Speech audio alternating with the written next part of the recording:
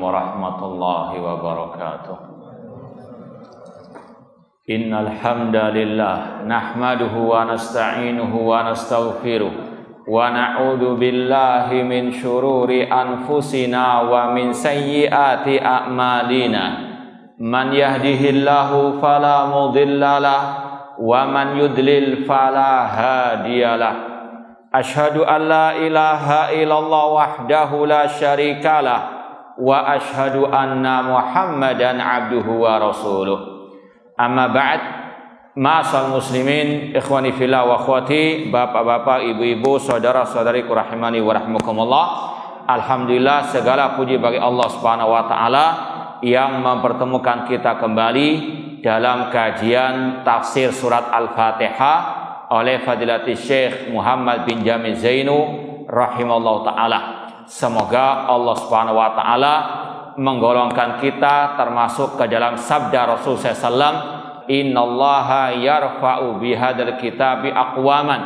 Kata Rasul sallallahu, sesungguhnya Allah Subhanahu wa taala mengangkat derajat sebagian manusia lewat Al-Qur'anul Karim. Semoga Allah mengangkat derajat kita fid dunya wal akhirah.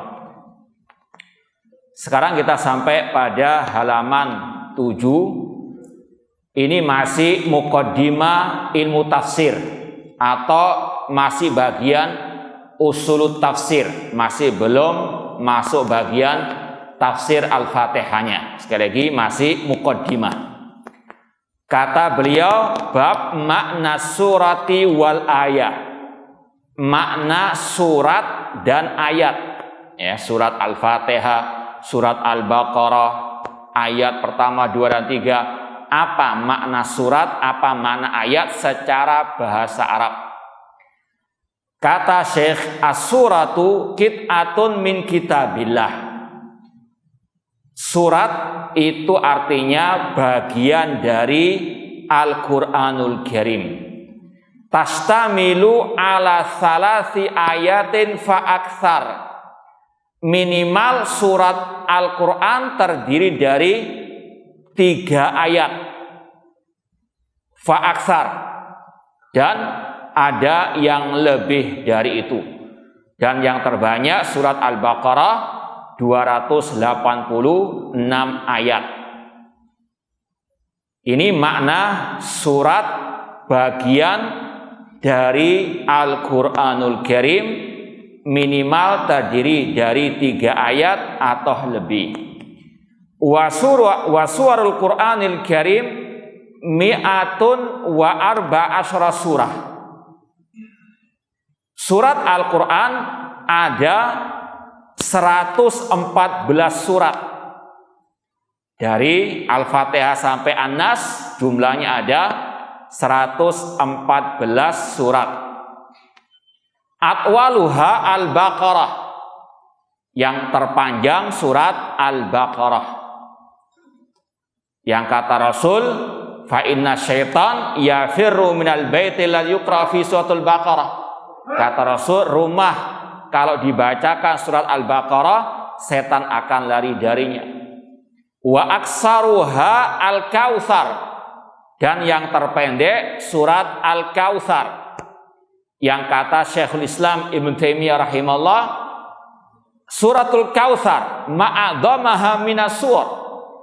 Kata beliau, surat Al-Kautsar, alangkah agungnya surat Al-Kautsar ma'aqisari suwariha, meskipun pendek suratnya. Ini berkaitan dengan surat terpanjang yaitu Al-Baqarah, terpendek surat Al-Kautsar. Al-Baqarah tadi ayatnya ada 286, yang paling pendek surat Al-Kautsar terdiri dari 3 ayat.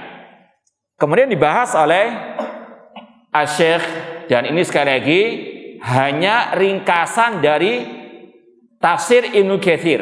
Kalau antum baca muqaddimah tafsir Ibnu Katsir akan menemukan pembahasan-pembahasan ini. Penulis hanya meringkas saja atau mungkin juga merojehkan, menguatkan pendapat-pendapat yang berkaitan dengan hal-hal ini. Lafdzu surati, secara bahasa Arab kata-kata as-suratu, kalau bahasa Indonesianya surat Al-Quran, as-suratu mustaqqun imma min suril balad lirtifaiha wa uluwi sya'niha. Di antara pendapat ulama tentang asal kata suratul Quran, surat itu dari kata-kata surul balad, pagar suatu negeri atau pagar perbatasan, dari kata-kata sur artinya pagar. Kenapa dinamakan surat Al-Quran? Diambil dari kata-kata sur tadi, karena ketinggian pagar tersebut. Maknanya surat Al-Quran diambil dari kata-kata surul balad karena kedudukan surat Al-Quran yang tinggi. Itu sebab penamaannya. Atau min su'ril syarab wahyal baqiyatu, atau diambil dari kata su'ri asyarab, sisa atau bagian dari minuman, su'ri. Maka muncul kata-kata as-suratu. Hiya baqiyatun min kitabillahi ta'ala, aiqit'atun minhu. Maknanya surat Al-Quran itu adalah bagian dari Al-Quran. Cuma kata Syekh, wa kaunuha mustaqqatun minar rif'ati wa ului sya'ni aula. Namun yang lebih tepat kata-kata surat Al-Quran diambil dari pendapat yang pertama tadi, yaitu min suril balad, dari kata-kata sur, yaitu pagar suatu negeri karena ketinggiannya. Artinya surat Al-Quran itu tinggi kedudukannya di hadapan Allah Subhanahu wa ta'ala. Wa yashhad lidzalik qaulu syairi. Pendapat yang pertama ini didukung oleh ucapan seorang penyair Arab, alam taro annallaha a'taka suratan. Ini biasa kalau dalam urusan syariat, halal haram, ini wajib, ini mustahab, itu dalilnya Al-Quran dan Sunnah. Kalau seperti pembahasan bahasa Arab ini, itu dalilnya adalah ucapan para penyair klasik, ya, orang-orang penyair jahiliyah dan sebagainya. Jadi kalau ditanya dalilnya mana kata-kata surat dari surul balad, ucapan seorang penyair, alam taro annallaha a'taka suratan. Tidakkah engkau memperhatikan bahwasanya Allah telah memberikan kepadamu suratan, yaitu ketinggian kedudukan. Surah tara kulla mulkin dunaha yatadzabdabu, yang mana setiap kekuasaan itu mengarah kepada ketinggian kedudukan tersebut. Jadi sekali lagi, intinya, ringkasnya, surat Al-Quran itu dinamakan suratul Quran karena ketinggian kedudukannya diambil dari segi bahasa Arab surul balad. Ini pembahasan tentang surat Al-Quran dari sisi bahasa Arabnya. Demikian pula pembahasan yang kedua tentang makna al-ayatu, ayat Quran. Aslu maknaha al-alamatu. Makna ayat secara bahasa Arab artinya al-alamah, tanda. Contoh di antara dalilnya juga dari ayat Al-Quran. Ayat Al-Quran juga dalil secara bahasa Arab. Allah berfirman, inna ayata mulkihi ayatiyakumut tabutu fi sakinatum mir rabbikum. Sesungguhnya ayat, di situ ada kata-kata ayata mulkihi. Sesungguhnya tanda kekuasaan Talut, yaitu didatangkannya, ya, petinya yang di dalamnya ada ketenangan dari Rabb kalian. Dan juga sering kita mungkin mendengarkan ayat yang sering dibaca ketika khutbatun nikah. wa min ayatihi an khalaqalakum min anfusikum azwajan dan seterusnya. Ada kata-kata apa? Wa min ayatihi. Itu jamaknya. Tunggalnya ayat, artinya di antara tanda-tanda. Jadi ayat itu secara bahasa Arab artinya tanda. Yaqulu lahum nabiyuhum, makna ayat tadi surat Al-Baqarah 248, inna alamata barakati Talut alaikum an yaruddallahu alaikum at-tabuta. Sesungguhnya tanda keberkahan Talut atas kalian dengan Allah mengembalikan atas kalian at-tabut, yaitu peti. Ini pembahasan intinya tentang kata-kata ayat yang artinya adalah al-alamah, tanda. Adapun secara istilah syar'i, al-ayatu al-jumlatul munfasilatu amma qablaha wa ma ba'daha. Adapun ayat secara istilah para ulama artinya al-jumlatul munfasilah, kalimat atau kata-kata atau ucapan yang terpisah dari yang sebelumnya dan dari yang setelahnya. Alhamdulillahirabbil alamin itu ayat. Kenapa dinamakan ayat? Karena dia terpisah dari jumlah setelahnya. Ar-Rahmanir Rahim. Demikian pula Malik Yaumiddin dinamakan ayat karena terpisah dari yang sebelumnya dan juga yang setelahnya. Kalau kata para ulama, ini juga kita nukil dari Muqaddimah Tafsir Ibnu Katsir. Kalau tadi surat Al-Quran ada berapa jumlahnya? 114.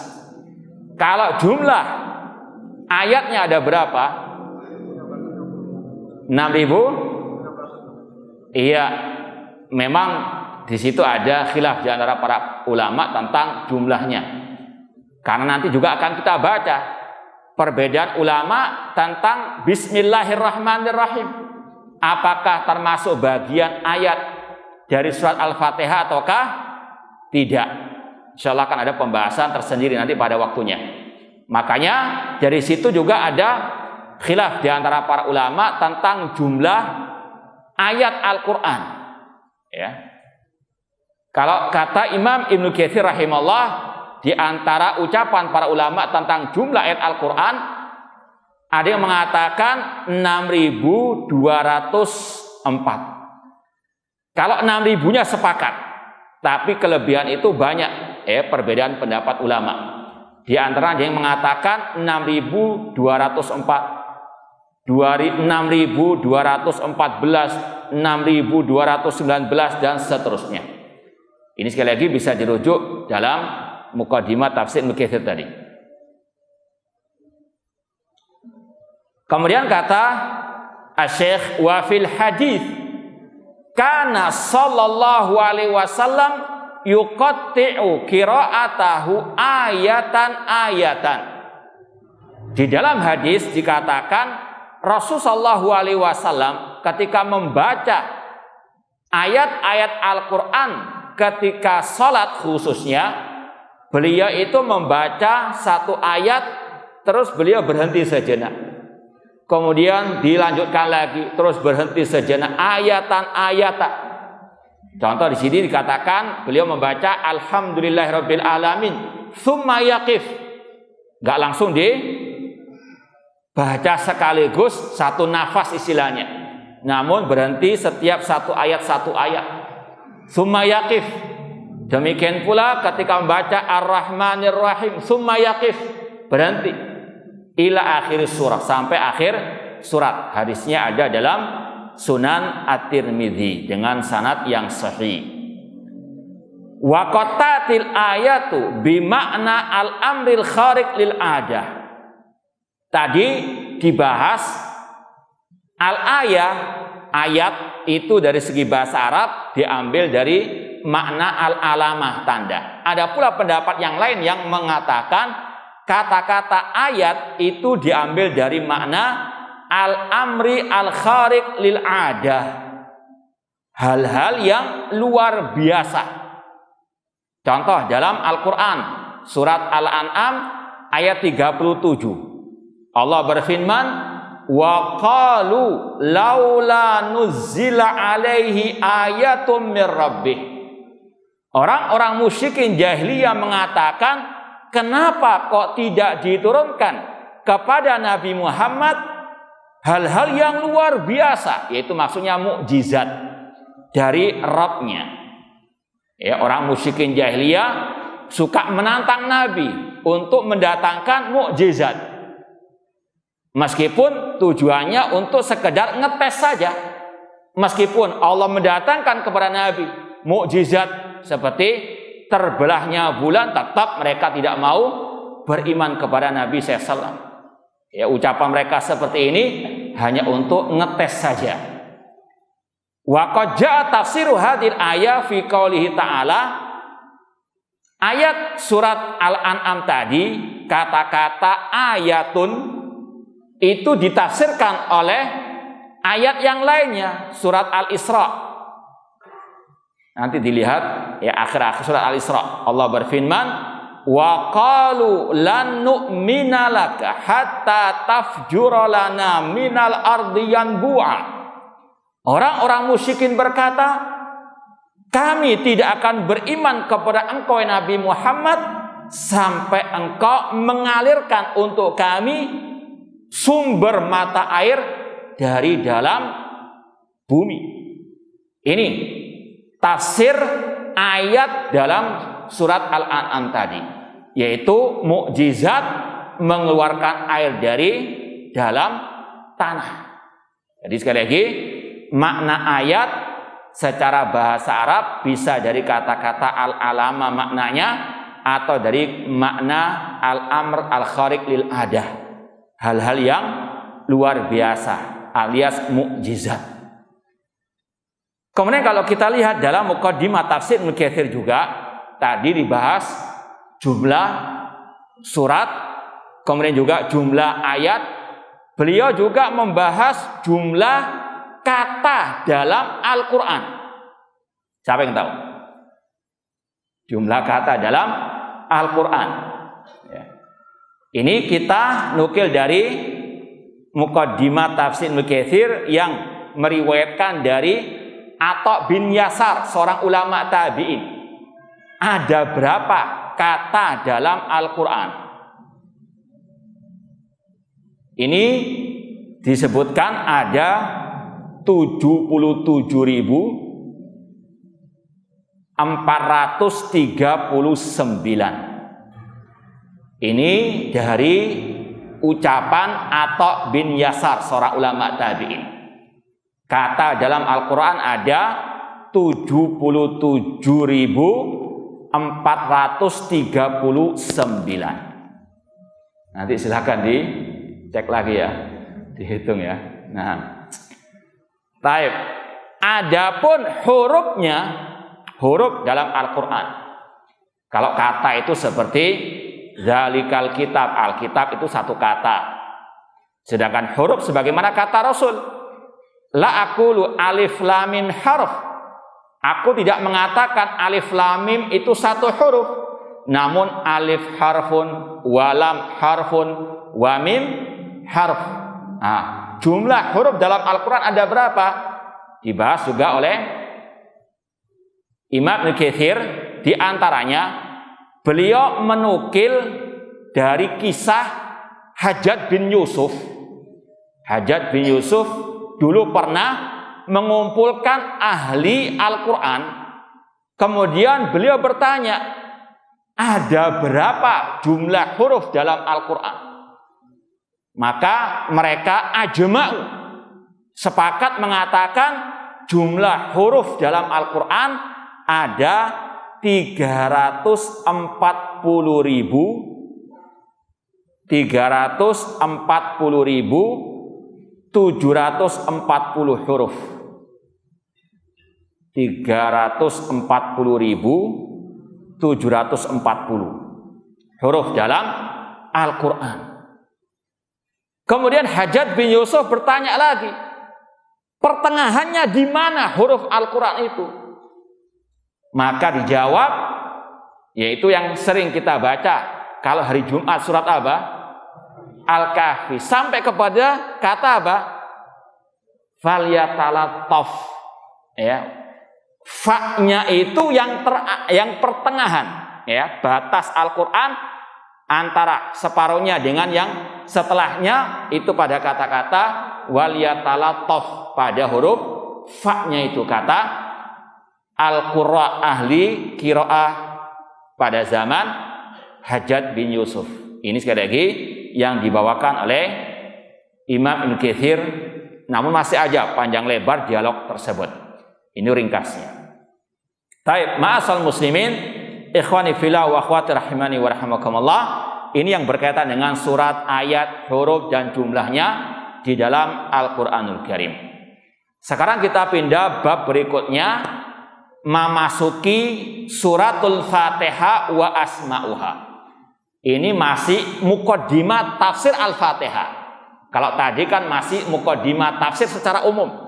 Ini lebih khusus muqaddimah tafsir surat Al-Fatihah, dibahas tentang nama-nama lain dari surat Al-Fatihah dan juga apa maknanya.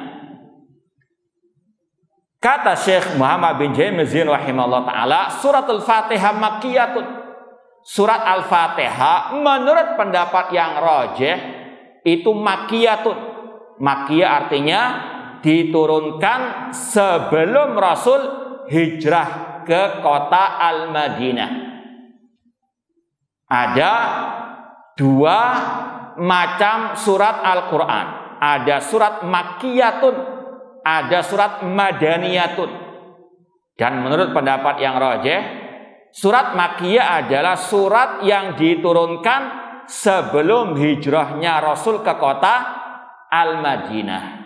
Adapun surat Madaniyah yang diturunkan kepada Rasul setelah hijrahnya Rasul ke kota Madinah. Al-Fatihah termasuk surat Makkiyah yang diturunkan sebelum hijrahnya Rasul ke kota Al-Madinah.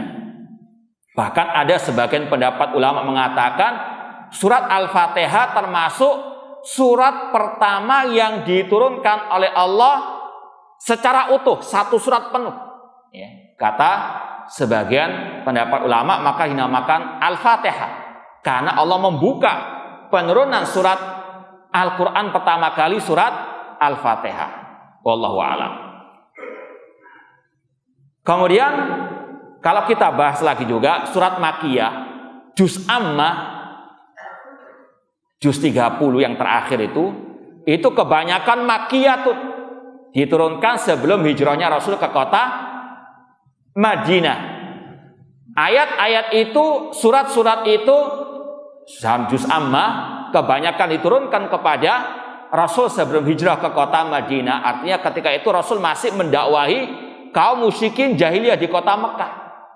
Dan kalau kita perhatikan kata para ulama, surat dalam juz Ammah kebanyakannya tentang hari kiamat, mulai dari amma yatasaalun. Demikian pula yang berkaitan dengan masalah at-tauhid.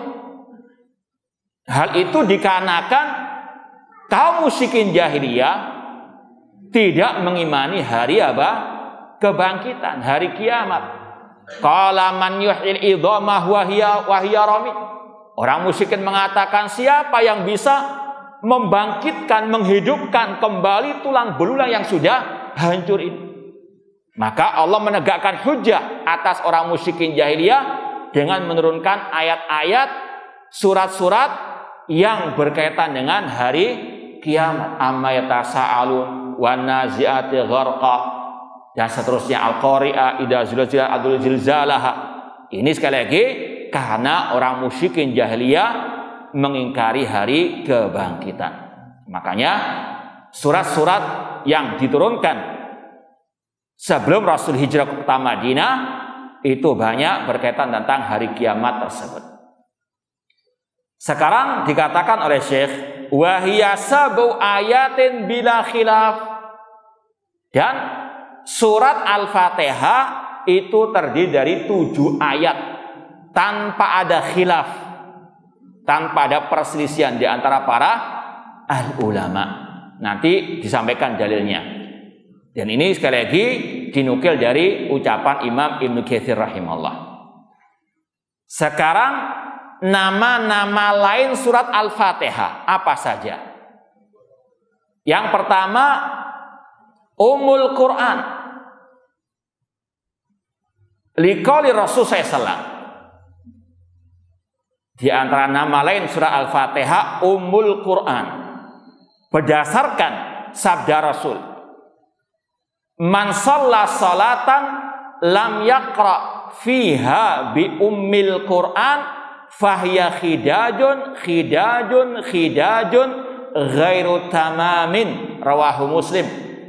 Rasul mengatakan barang siapa yang salat tidak membaca Ummul Quran, yaitu maksudnya surat Al-Fatihah, maka salatnya itu khidad, maknanya tidak sempurna. Bahkan kata para ulama tidak sah. Misalnya orang salat sendirian tidak membaca Al-Fatihah, tidak sah karena surah Al-Fatihah, membaca surah Al-Fatihah rukun di antara rukun-rukun salat. Ya, beda kalau ada imam yang membaca dengan jahar, maka cukup kita mendengarnya. Dinamakan Ummul Quran, artinya poin yang kedua juga ada nama lainnya Ummul Kitab. Dinamakan Ummul Quran, Ummul Kitab, di antaranya karena surat Al-Fatihah itu ringkasan dari makna surat ataupun ayat-ayat yang ada di dalam Al-Quranul Karim. Atau istilahnya makna Al-Quran itu merujuk kepada surat Al-Fatihah secara umum. Ya, kalau kita istilahnya mendengar kata-kata ummi. Ummi artinya apa? Ibu. Ya, namanya ibu itu selalu menjadi rujukan anak-anaknya. Kurang lebih maknanya seperti itu. Al-Fatihah itu apa? Marja, tempat kembali secara global makna-makna dari yang ada di dalam Al-Quranul Karim. Ya. Maka dinamakan Ummu Al-Quran. Nanti akan kita bahas lagi. Demikian pula nama lainnya Al-Fatihah Ummul Kitab. Mirip Ummul Quran, Ummul Kitab. Qala Al-Bukhari, Imam Bukhari berkata, wa summiyat Ummul Kitab li'annahu yubda'u bi kitabatiha fil masahif. Ini sebab lain kenapa dinamakan Ummul Kitab atau Ummul Quran. Karena di dalam Al-Quran pertama kali, di dalam mushaf ya, dalam mushaf yang ditulis pertama kali adalah apa? Surat Al-Fatihah. Ini sebab lain kenapa dinamakan Ummul Quran, Ummul Kitab. Karena Al-Fatihah dijadikan sebagai awal surat di dalam mushaf Al-Quran. Atau wa yubda'u bi qiraati fis shalah. Atau sebab lainnya karena ketika orang itu sholat dimulai dengan membaca surat Al-Fatihah. Jadi ini pendapat Imam Al-Bukhari rahimahullah kenapa dinamakan Ummul Kitab ataupun Ummul Al-Quran. Jadi banyak sebabnya dinamakan Ummul Quran, Ummul Kitab. Yang pertama tadi karena makna Al-Quran secara global itu kembali kepada surat Al-Fatihah. Atau makna yang kedua karena mushaf Al-Quran dimulai dengan surat Al-Fatihah. Atau karena salat dimulai dengan surat Al-Fatihah, maka dinamakan ummu. Namanya ummu itu yang didepankan. Makanya Rasul ketika ditanya, siapa ya Rasulullah orang yang paling layak untuk aku berbuat baik kepadanya? Ummuka. Rasul mendahulukan Makanya di sini juga kenapa Al-Fatihah dinamakan Ummul Kitab, Ummul Quran? Karena yang didahulukan dalam penulisan dalam mushaf dan didahulukan dalam apa? Salat. Nah, nama lain surat Al-Fatihah As-Sab'u Al-Mathani. As-Sab'u Al-Mathani, 7 ayat yang selalu diulang-ulang.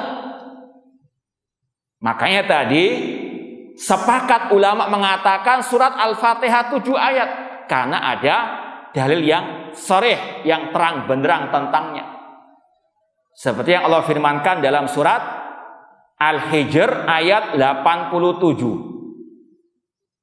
Allah berfirman, "Walaqad atainaka sab'an minal mathani wal Qur'anal azim." Sungguh kami telah menganugerahkan kepada engkau Nabi Muhammad 7 ayat yang diulang-ulang. Karena apa? Seling diulang-ulang ketika apa? Salat. Setiap hari tidak kurang dari 17 kali. Entah kita yang bacanya atau dibacakan oleh imam. Belum lagi salat-salat sunnah kita membacanya. Maka dinamakan sab'an minal mathani, 7 ayat yang diulang-ulang. Ada pula pendapat yang lain yang mengatakan sab'an minal mathani itu 7 surat pertama yang terpanjang dalam Al-Quran. Al-Baqarah, Ali Imran, An-Nisa, Al-Maidah, Al-An'am, Al-A'raf, Al-Anfal plus Al-Bara'ah. Itu tafsir pendapat ulama yang lain tentang kata-kata Rasul diberi 7 surat yang diulang-ulang. Namun wallahu alam di sini lebih dirajihkan Mathani atau sab'an min mathani, 7 ayat yang dimaksud ada surat Al-Fatihah. Terlebih nanti akan ditegaskan dalam hadis yang lain. Kemudian yang keempat, nama lain surat Al-Fatihah Al-Qur'anul Azim. Al-Qur'anul Al-Azim berdasarkan tadi sama dalilnya Al-Hijr ayat 87. Sungguh kami telah menganugerahkan kepada engkau Nabi Muhammad 7 ayat yang selalu diulang-ulang, yaitu ketika salat dan Al-Qur'an Al-Azim. Dinamakan Al-Fatihah dengan Al-Qur'an Al-Azim, Al-Qur'an yang agung. Dan ini dikuatkan oleh sabda Rasul dalam Sunan Tirmidzi dengan sanad yang sahih, wa dalilu hadil asma al-arba'a minal hadis qauluhu sallallahu alaihi wasallam. Nama lain dari Al-Fatihah yang kita sampaikan tadi, Ummul Quran, Ummul Kitab, Sab'ul Mathani, Al-Qur'anul Azim, ini langsung juga ditegaskan oleh Rasul dalam sabda beliau, Alhamdulillahi Rabbil Alamin, Ummul Qur'ani wa Ummul Kitabi wa Sab'ul Mathani wal Qur'anul Azim. Surat Al-Fatihah yang kalau sebagian pendapat mengatakan dimulai dari Alhamdulillahirabbil alamin, itu nama lainnya adalah Ummul Quran, Ummul Kitab, Sab'ul Mathani wal Qur'anul Azim. Jadi 4 nama ini langsung disebut oleh Ar-Rasul SAW dalam hadis yang sahih. Kemudian kita mau tambahkan tadi berkaitan dengan jumlah ayatnya ada 7 tanpa perselisihan. Kemudian kalau dibahas lagi kata Imam Ibnu Katsir, jumlah kalimat ataupun kata dalam surat Al-Fatihah itu ada khamsun wa ishrun wa kalimatuha khamsun wa ishrun. Ya, nanti dihitung lagi. Ya, ini kata Ibnu Katsir, kata dalam surat Al-Fatihah ada 25. Ini wallahu alam kalau dimulai dari Alhamdulillahirabbil alamin sampai ghairil maghdubi alaihim waladdallin, itu ketemu insyaallah 25 kata. Adapun huruf dalam surat Al-Fatihah kata Imam Ibnu Katsir rahimahullah ada 113 huruf. 113 huruf. Silakan dihitung sendiri ya. Ditambahkan lagi nama lain surat Al-Fatihah halaman ke-10. Yang kelima dari nama lain surat Al-Fatihah yaitu Fatihatul Kitab, pembuka Al-Quran, Fatihatul Kitab. Dalilnya sabda Rasul dalam Sahih Bukhari Muslim, la salata liman lam yaqra bi Fatihatil Kitab. Tidak sah salat bagi yang tidak membaca Al-Fatihah. Ini yang kita isyaratkan tadi, bahwasanya surat Al-Fatihah membacanya merupakan salah satu rukun salat. Tidak sah salat yang tidak dibaca di dalamnya surat Al-Fatihah. Ini sekali lagi terutama tadi bagi yang salat sendirian. Kalau tidak membaca Al-Fatihah tidak sah. Lain kalau ada imam yang membaca dengan jahar, cukup bacaannya imam sebagai bacaannya. Wali annaha yuftahtahu biha al-qira'ah fi shalah. Dinamakan surat Al-Fatihah dengan Fatihatul Kitab karena dibaca pertama kali ketika sholat dan juga sebagai pembuka dalam mushaf Al-Quran. Karena dari segi bahasa namanya Fatihah dari kata-kata apa? Fataha yaftahu, membuka. Ya, seperti kalau kita membaca zikir masuk masjid, apa doanya? Zikirnya Allahumma ftahli abwaba rahmatik. Ya, zikir ketika masuk masjid, Allahumma iftah, ya Allah bukakan bagiku pintu-pintu rahmatmu. Dari kata-kata Fataha yaftahu, Fatihah artinya pembuka. Ya Allah bukakan. Fatihah itu pembuka dalam mushaf Al-Quran, pembuka juga dalam salat.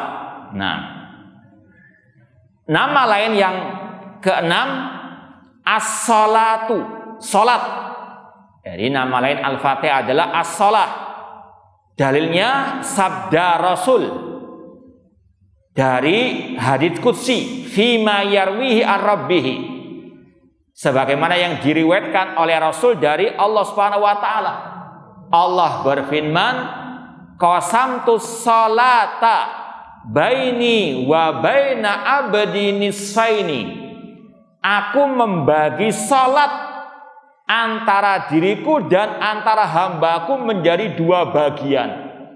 Maksudnya qasamtu as-salat, yaitu Al-Fatihah. Allah mengatakan, aku membagi surat Al-Fatihah menjadi dua bagian.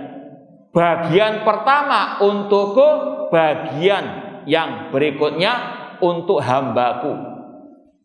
Kemudian diperinci oleh Rasul dalam hadits qudsi ini, Allah mengatakan, faida qalal abdu, apabila hambaku berkata alhamdulillahi rabbil alamin.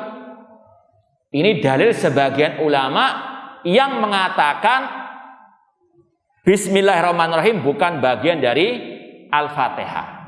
Ya, sekali ada khilaf antara para ulama, ini khilaf ijtihadi. Ya, harus berlapang dada. Bahwasanya Rasul dalam hadits qudsi Allah mengatakan, aku membagi surat Al-Fatihah menjadi dua bagian. Apabila hambaku mengatakan alhamdulillahirabbil alamin. Kata pendapat yang pertama tadi, bismillahirrahmanirrahim bukan bagian daripada Al-Fatihah. Karena apa? Hadis ini memulai surat Al-Fatihah dengan alhamdulillahirabbil alamin. Sama dengan surat Al-Baqarah. Itu bismillahirrahmanirrahim sekedar untuk apa? Pembukaan, pemisah antara satu surat dengan surat yang lain. Bismillahirrahmanirrahim bukan bagian dari surat Ali Imran, bukan bagian dari surat Al-Maidah dan seterusnya. Bismillahirrahmanirrahim untuk pembuka surat-surat tersebut. Ini sekali lagi khilaf di antara para ulama. Namun wallahu a'lam, Syekh Muhammad bin Jamil Zainu mengarahkan kepada pendapat yang pertama ini, dan juga Syekh Muhammad bin Utsaimin dalam tafsir surat Al-Fatihah. Karena Allah dalam hadits qudsi mengatakan, apabila hambaku ketika membaca Al-Fatihah memulai dengan alhamdulillahirabbil alamin, kemudian Allah mengatakan hamidani abdi, hambaku memuji diriku. Kemudian ketika hambaku mengatakan ar-Rahmanir Rahim, hambaku menyanjung diriku. Ya, 3 ayat alhamdulillahirabbil alamin ar-Rahmanir Rahim maliki yaumiddin, ini yang dimaksud oleh Allah, ini untukku. Hambaku memuji kepadaku. Kemudian pertengahannya iyyaka na'budu wa iyyaka nasta'in, sebagiannya untuk aku, sebagiannya untuk hambaku. Iyyaka na'budu hanya untuk Allah, beribadahnya kepada Allah. Nasta'in minta tolong kepada Allah, akibat pertolongan itu untuk hamba. Kemudian ihdinas siratal mustaqim siratal ladzina an'amta 'alaihim ghairil maghdubi 'alaihim waladdallin, itu semuanya untuk hambaku kata Allah. Ini kalau kita baca lanjutan hadisnya dalam Sahih Muslim. Namun intinya sekali lagi, Allah menamakan surat Al-Fatihah dengan as-shalah, salat. Wa fasummiyatul Fatihah salatan li'annaha syartun fiha. Dinamakan Al-Fatihah sebagai salat karena merupakan syarat atau rukun dalam salat, seperti yang sudah kita bahas tadi. Nama lain surat Al-Fatihah Alhamdu liqaulillahi ta'ala, berdasarkan firman Allah alhamdulillahi rabbil alamin. Nama lainnya surat Al-Fatihah adalah ar-ruqyah, ruqyah. Ya, ruqyah dengan qaf, bukan dengan ru'yah hamzah. Ru'yah pada Idul Fitri, ru'yah itu dengan hamzah, ru'yah. Ini ruqyah dengan qaf. Ruqyah pengobatan dengan membaca ayat misalnya, itu namanya ruqyah dengan qaf. Liqaulihi sallallahu alaihi wasallam, berdasarkan sabda Rasul. Ini insyaallah akan ada pembahasan khusus tentang hadisnya, halaman 13 masalah ruqyah ya. Namun ini intinya saja diambil, Rasul menamakan surat Al-Fatihah dengan ar-ruqyah, yaitu ketika Abu Sa'id dan yang lainnya dari sahabat Rasul membacakan Al-Fatihah kepada orang yang sakit. Sakitnya karena disengat binatang, entah kalajengking atau yang lainnya. Ya, surat Al-Fatihah itu untuk ruqyah, pengobatan ala Rasul, ala sahabat Rasul sallallahu alaihi wasallam. Meskipun kita yakini sudah. Ya, insyaallah kita lanjutkan pada kesempatan yang akan datang. Kurang lebihnya mohon maaf. Wa jazakumullahu khairan katsira wa barakallahu fikum. Wassalamualaikum warahmatullahi wabarakatuh.